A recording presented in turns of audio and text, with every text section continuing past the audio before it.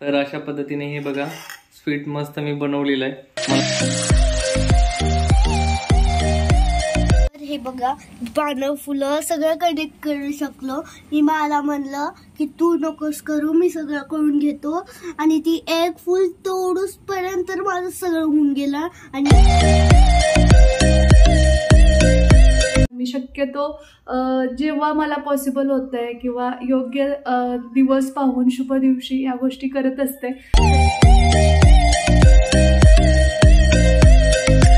प्रसादासाठी गोड काहीतरी बनवायचं म्हणून खीर असते आपली तांदूळ वगैरे टाकून, ती आता मी बनवणार आहे। हे बघा इथं दूध घेतलंय मी आणि वर्षानं ऑलरेडी हे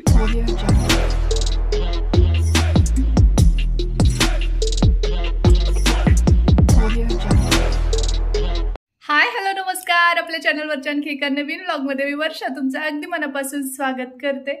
तर आज आहे मार्गशीर्ष गुरुवार आणि तर चला आजचा जो काही दिवस आहे तो मी तुमच्यासोबत शेअर करेन। आणि ही जी साडी तुम्हाला दिसते तर ही आहे म्हणजे माझ्या भैयाच्या लग्नाच्या वेळेसची। आज हा असा लुक केलाय मी, कसं वाटतं ते सांगा। तर या इथे आता मी रांगोळी काढून घेते आणि श्रीचं नेहमीप्रमाणे मध्ये चालूच असतं, जसं तुम्ही आत्ता ऐकलं की हा माझा हा लुक आहे हे ते असं।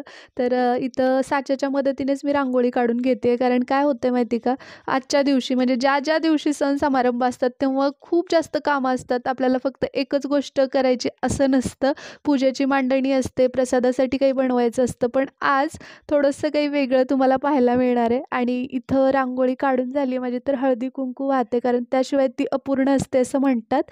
आणि साहजिकच स्त्रीसुद्धा या सगळ्यामध्ये माझी नेहमीच नकळतपणे कळत मदत करत असतो। तर इथं आज त्यांनी मनावर घेतलेला आणि मला म्हटलेलं की मा मी झाडाचे फांटे वगैरे तुझ्यासाठी आणतो म्हणून। माझ्या पूजेसाठी ती तिचं करायली, पण मी तिला गिफ्ट म्हणून हे देतो असं करून। तर आता आहे ना मला पूजा आहे त्यामुळे हे होईली नाराज, ती काही साहित्य नाही म्हणून बघा मी थोडं सारे आणलंय। तर बघा मागेलच कडे खुश होती।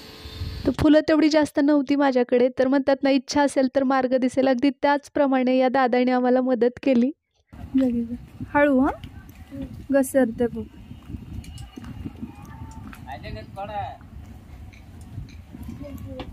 थँक्यू। तर हे बघा पानं फुलं सगळं कनेक्ट करू शकलो। मी मला म्हणलं की तू नकोस करू, मी सगळं करून घेतो आणि ती एक फुल तोडूस पर्यंत माझं सगळं होऊन गेलं। आणि आता मी तोडून घेतलं तिनं, तर माझं झालं पण आणि मी तुला दिलोय बघा आता हे घे मा। वाव, एवढी सगळी फुलं पानं, बाप रे, थँक्यू। मला पण माहित होतं की पूजाला काय काय चालतंय ते। हो का? आधीच्या पूजाचं बघू। होय, तू बघतोस? ठीक। तर बघा आज गुरुवार आहे आणि वर्षा तिच्या पूजेच्या तयारीला लागलेली आहे आणि ती खूप आजारी आहे सध्या आणि डॉक्टरने ट्रीटमेंट सांगितलेली आहे। त्यामुळे ना मी मला थोडीशी मदत मी करतो, त्यामुळं दुसरं काय नाही, पण प्रसादासाठी गोड काहीतरी बनवायचं म्हणून मला जे जमतं त्यापैकी आपलं खीर असते आपली तांदूळ वगैरे टाकून, ती आता मी बनवणार आहे। हे बघा इथं दूध घेतलंय मी आणि वर्षानं ऑलरेडी हे तांदूळ वगैरे भिजवून ठेवलेली आहे। आणि हे काही वेगवेगळे ड्रायफ्रुट्स आहेत ना, त्याच्यामध्ये काजू बदाम वगैरे आणि विलायची वगैरे हे टाकणार आहे आणि प्रसादासाठी बनवणार आहे। तर चला थोडासा मी पण प्रयत्न करतो बनवायचा आणि तिला तेवढंच आराम मिळेल त्याच्यातनं। आज श्रीमान सरकारांची खूप मोठी मदत होती मला। सगळ्यात अगोदर मी इथं उंबरठा धुवून घेतलाय, पुसला, स्वच्छ कोरडा केला आणि त्यानंतर आता मी इथं हळदीचं लेपन करते। हळदी लेपनासाठी मी काय काय वापरते हे मी खूप साऱ्या व्लॉग्समध्ये तुमच्यासोबत शेअर केलेलं आहेच। तर आता मला एवढंच म्हणायचं आहे की नाही का, म्हणजे जर घरची लक्ष्मी खुश असेल, आनंदी असेल, तर खरंच लक्ष्मी घरात टिकून राहते आणि त्यामुळे तुम्ही सुद्धा तुमच्या घरच्या लक्ष्मीला कधीतरी खुश करत जा। आणि हो, आजचा गुरुवार माझ्यासाठी खरंच खूप खास आहे। त्याचं कारण असं की आजच्या या पूजेमध्ये प्रसाद श्रीमान सरकार बनवतात, फाटे फुलं सगळे स्त्रीने कलेक्ट केलेत, म्हणजे घरातला एक ना एक सदस्य याच्यामध्ये कॉन्ट्रीब्यूट करतोय, त्यामुळे हे स्पेशल आहे। नेहमी माझ्या एकटीचं सगळं चाललेलं असतं, पण दोघांनीही आज मनावर घेतलं माझी तब्येत बघून, त्यामुळे म्हटलं चला देवीलाच यांच्याकडून हे करवून घ्यायचं असेल तर इथे आता हळदी कुंकू वगैरे वाहून घेते। तर बघा मी कशा पद्धतीने बनवतो, साधी सिंपल जसं जमते तसं बनवतो। त्याच्यात मी तांदूळ टाकून घेतो. दूध आता उकळते बघा चांगलं. मला तेवढं प्रॉपर जमत नाही बरं का, पण मी थोडंसं तिचं काम हलकं करण्याचा प्रयत्न करतोय माझ्या परीने. त्यातून परत हे ड्रायफ्रूट. तर आता याच्यात मी साखर टाकणार आहे. हे बघा,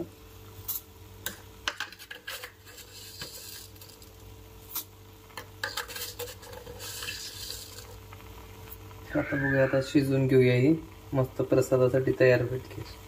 तर हे बघा, आपली खीर इथे रेडी होते. त्याच्यावरनं मला आठवलं की उपवास, माझं वर्षाचं मॅक्झिमम वेळा जर का भांडण होत असेल तर ते उपवासावरून.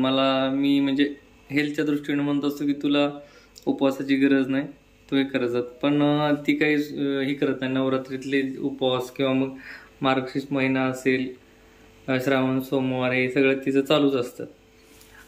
तर मला ते जसं आई ही करत होती ना तसं ती आता वर्षा फॉलो करते. त्यामुळं मला बरं वाटतंय की बाबा हां खूप चांगलं. मी एवढं तिला नको म्हणतो तरी सुद्धा पकडते. वर्षाच्या बाबतीत मला एका गोष्टीचा अभिमान वाटतो की वर्षाचे काही घरातले रिच्युअल्स किंवा सणवार आहेत आपली खूप प्रॉपर फॉलो करते. अक्का असेल किंवा याच्या संस्कारांमुळे वगैरे आहे ना ती खूप प्रॉपर फॉलो करते. त्यामुळे आहे ना ते स्त्रीवरती पण ते संस्कार पुढे चालू राहणार आहेत. त्यामुळं ते आपण जपले पाहिजे. आणि खरंच मला वर्षाचा अभिमान वाटतो. आणि तिचं काम चालू आहे आणि मी तोपर्यंत हे बनवतोय, जसं जमेल तसं बनवतोय मी प्रसादासाठी.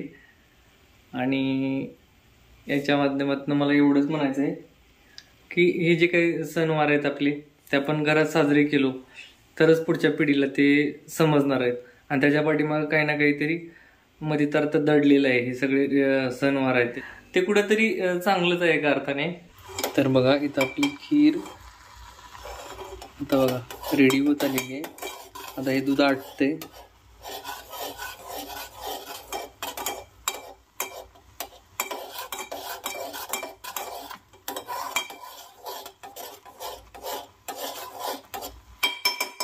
बघा ही प्युअर दुधात बनवल्यामुळे बघा हे किती मस्त झालेली आहे. स्मेल पण छान येते एकदम मस्त.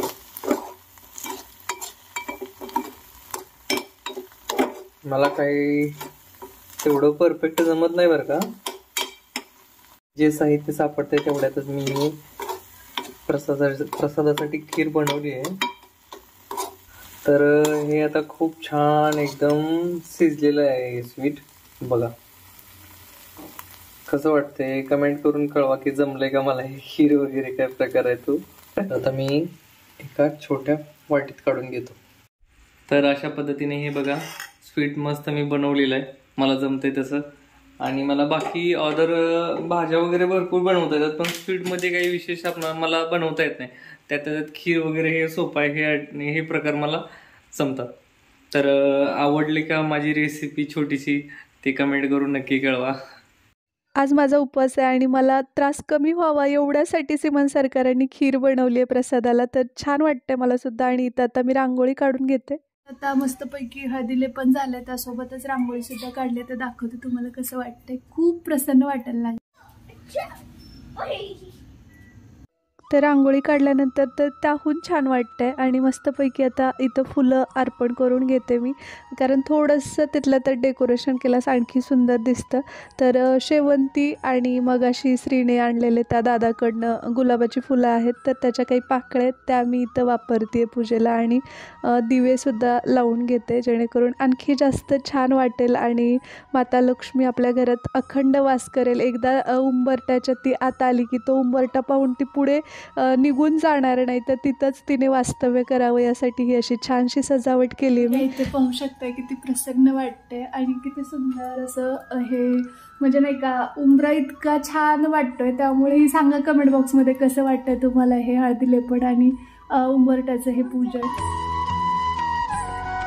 वेळेस सांगते, वैयक्तिक मला तरी हे करून खूप जास्त असं आत्मिक समाधान लाभतं. त्यामुळे मी शक्यतो जेव्हा मला पॉसिबल होतंय किंवा योग्य दिवस पाहून शुभ दिवशी या गोष्टी करत असते. तसा तितका वेळ नाही मिळत, पण जसा वेळ मिळतोय त्यानुसार करत असते. तुम्ही करता की नाही मला कमेंट बॉक्समध्ये नक्की सांगा.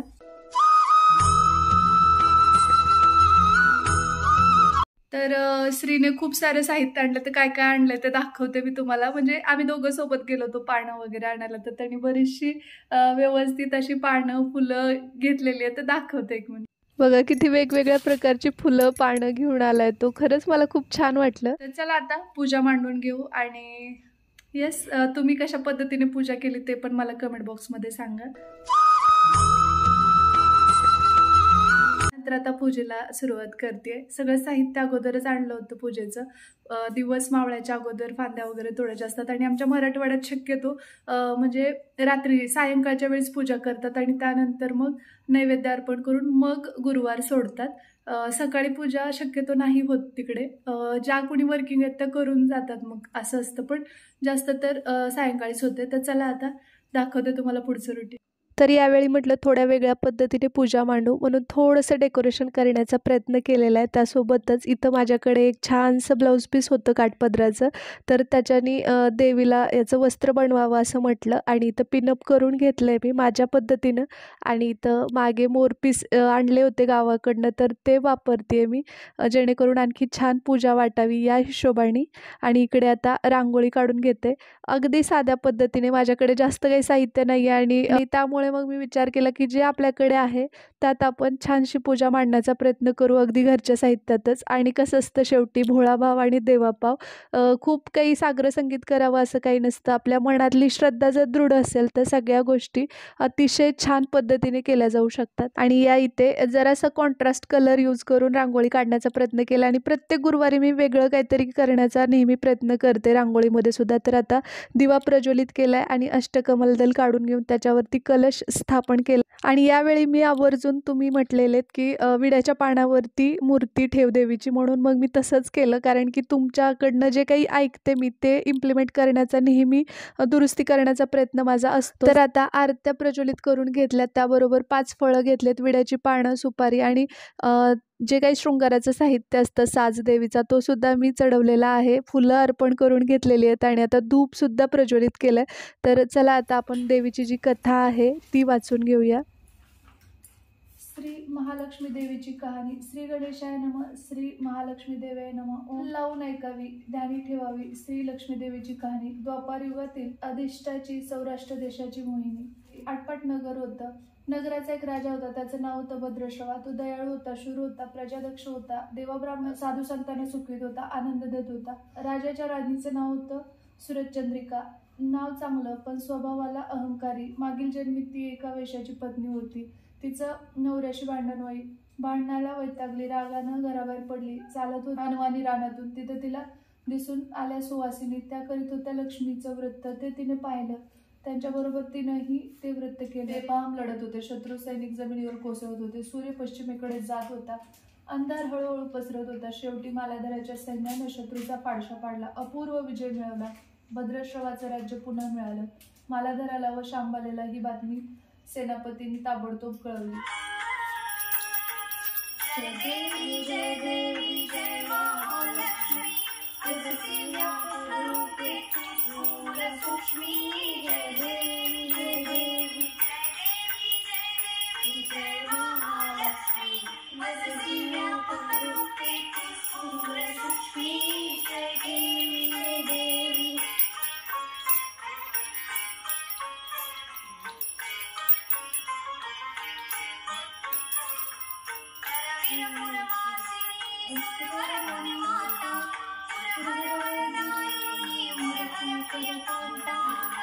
जठरी जन्मविधाता. जय देवी जय देवी जय देवी जय देवी जय महालक्ष्मी. वससे व्यापकरूपे तू स्थूल सूक्ष्मी. जय देवी जय देवी. तर चला आता पूजा मस्त मांडून घेतली आहे. तर आता नैवेद्य अर्पण करते. तर श्रीमान सरकारांनी घरी येताना जिलेबी घेऊन आले होते आणि त्यानंतर आमची चर्चा झालेली की बाहेरचे विकतचा नैवेद्य फक्त कसं. मग त्यानंतर ते म्हटले की ठीक आहे जाऊ दे, मी बनवतो आजच्या दिवशी. म्हणून त्यांनी खीर बनवलेली. तर फुलपात्रामध्ये ही खीर जी त्यांनी बनवली होती ती मी आता देवीला अर्पण करते आणि सोबत जिलेबीसुद्धा ठेवली आहे. आणि आत्ता खऱ्या अर्थाने पूजा संपन्न झाली असं म्हणता येईल. तर मस्त अशी पूजा संपन्न झाली आहे. कशी वाटते पूजा? आणि आज थोडं वेगळ्या पद्धतीने मांडण्याचा प्रयत्न केला आहे मी. मांडणी जी आहे म्हणजे आमच्याकडे सहसा नारळ ॲज इट इजच म्हणजे ठेवला जातं, श्रीफळ आणि कलश. पण इकडे थोडंसं काही आणि नवीन नवीन चाललेलं आहे. तर म्हटलं आपण पण यावेळी देवीला थोडंसं नाही का, माझ्याकडे एक ब्लाऊज पीस होतं ऑरेंज कलरचं, तर त्याचं वस्त्र बनवण्याचा प्रयत्न केला आहे आणि थोडंसं मोरपिसाणी वगैरे सजवलं आहे आणि रांगोळी पण थोडी वेगळी काढली आहे. तर कसं वाटतंय तुम्हाला पूजा आणि आवडली का मला सांगा. मी या अगोदरच्या सुद्धा व्लॉग्समध्ये सांगितलेलं आहे की मार्गशीर्ष महिना माझ्यासाठी का लकी आहे ते. कारण की एकतर स्त्रीचा जन्म याच महिन्यातला, जे नवीन आहेत त्यांच्यासाठी सांगते, आणि माझा पहिला व्हायरल गेलेला व्हिडिओ मार्गशीर्ष महिन्यातच. दुसरी गोष्ट म्हणजे या महिन्यापासून जो बूस्ट माझ्या चॅनलला मिळाला तो आत्तापर्यंत आई लक्ष्मीच्या आशीर्वादाने तसाच आहे आणि 100K सुद्धा आपले याच महिन्यात कंप्लीट होतील अशी आशा आहे. पूजा संपन्न झाली आहे. आता मी उपवास सोडते आणि तुम्ही पाहू शकता रात्रीची वेळ आहे. तर त्यामुळे मग सायंकाळीच पूजा करून आता मग मी नैवेद्य अर्पण केलं आणि आता मी उपवास सोडते गुरुवार. कारण पूजा वगैरे संपन्न झाली आहे, नैवेद्यसुद्धा अर्पण केला आहे. आणि तुम्ही सांगितलेल्या ज्या काही गोष्टी होत्या, जसं की देवीची जी मूर्ती आहे ती विड्याच्या पानावर ठेवली आहे. आणि दुसरी दुरुस्ती म्हणजे जे काही आपण नैवेद्य अर्पण करतो तर तो खाली भुईला नाही ठेवायचा, असं आदर असावा ह्या हिशोबाने. माझ्याकडे दुसरं काही आसन वगैरे नव्हतं तर मी असं केलं. तर दुरुस्त्या केल्याच, सुचवत जावा. जेवणात काय ते तुम्हाला दाखवते. कसं आहे जेवण बाळा? एक नंबर. अप्रतिम. अप्रतिम ग बाळा, अप्रतिम नाही. ओके. आता तिखट पण खायला शिकलाय श्री, हो ना? जेवण छान बाळ आहे माझं. आता मोठा झालास ना तू, त्यामुळे आता तिखट वगैरे पण खायलास ना, तेवढं फिनिश करायचं. तर वरण, चपाती, जिलेबी, पावट्याची भाजी आणि भात.